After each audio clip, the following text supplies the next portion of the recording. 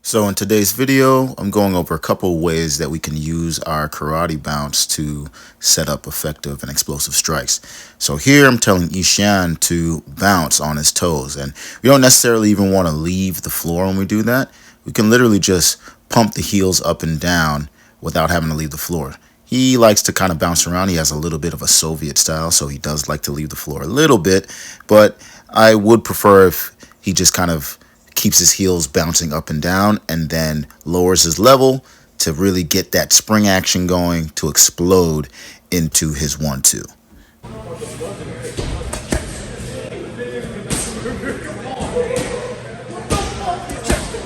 So now I'm explaining here that you don't want to just kind of go back and forth or 1 foot at a time. You want both feet moving in sync with each other, right? Both feet are bouncing, going down, up, down, and then on that downward shift, you hold that position and then spring forward with that 1-2 very explosively. So like most things that I teach, I like to go slow in the beginning, have the guys really go slow, break it down. Even that pause, that's not necessarily something you would do during a fight.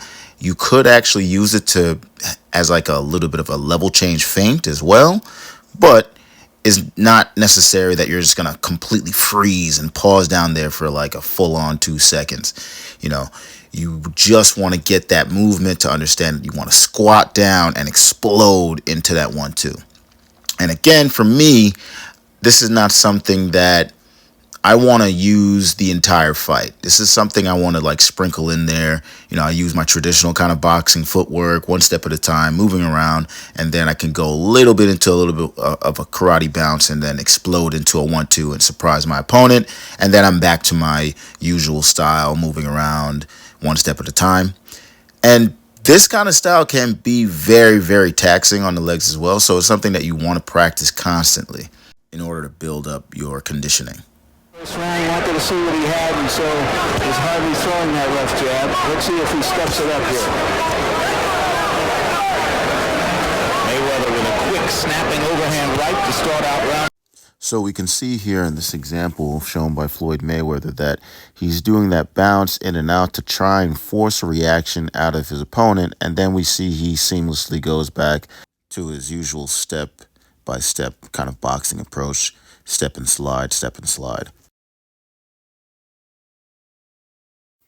Now we're transitioning into how we use this karate bounce defensively for counters. So now we're bouncing a little bit and we're taking a little step back and taking a little angle and able to counter our opponent's attack with 2 crosses as we move backwards. So when exactly would we use all of these kind of techniques? Well, this is more of a mid-range technique, in my opinion. You know, you don't want to go from long range and try and attack from too far out because you can get countered. And if you're at short range, obviously, you wouldn't have enough time to attack. So try this out at mid-range and see what happens for you. If you enjoyed the content, like and subscribe for more, and I'll see you in the next video. Also, let me know what you want to see.